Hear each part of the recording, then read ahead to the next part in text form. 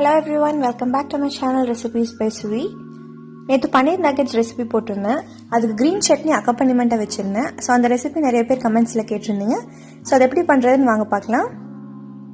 ஒரு மிக்ஸி ஜாரில் 1 கப் ஃப்ரெஷ்ஷான கொத்தமல்லி இலை ஆட் பண்ணிக்கோங்க.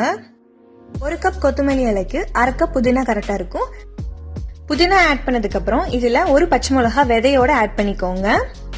அடுத்து 1 டீஸ்பூன் உப்பு, 1/4 டீஸ்பூன் சர்க்கரை. சுகர் ஆட் பண்ணிங்கன்னா கொஞ்சம் ஸ்வீட்னஸ் இருக்கும், அது வேணாம்னா நீங்கள் அவாய்ட் பண்ணிக்கலாம்.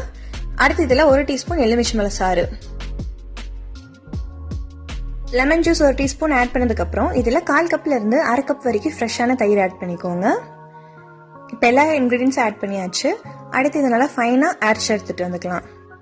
ஃபர்ஸ்ட் அப்படியே அரைச்சிட்டு அதுக்கப்புறம் கொஞ்சம் 1/4 கப் தண்ணி விட்டு அரைச்சி எடுத்துக்கோங்க. இப்போ நல்லா ஃபைனாக அரைச்சி எடுத்தாச்சு. அடுத்து இது ஒரு பவுலுக்கு ட்ரான்ஸ்ஃபர் பண்ணிடுறேன். Quick and easy cafe style mint chutney இப்போ ரெடி பண்ணிட்டோம். இதை நீங்கள் எல்லா சாட் ரெசிபிக்கும் அக்கம்பனிமெண்ட்டாக வச்சு நீங்கள் சர்வ் பண்ணலாம்.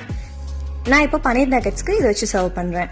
இந்த ரெசிபி கண்டிப்பாக வீட்டில் ட்ரை பண்ணி பார்த்துட்டு எப்படி இருக்குன்னு கமெண்ட்ஸில் சொல்லுங்கள். அடுத்த ஒரு சூப்பரான ரெசிபியோட உங்களை மீட் பண்ணுறேன். Until then, it's bye from me, Shweta. See you guys in my next video.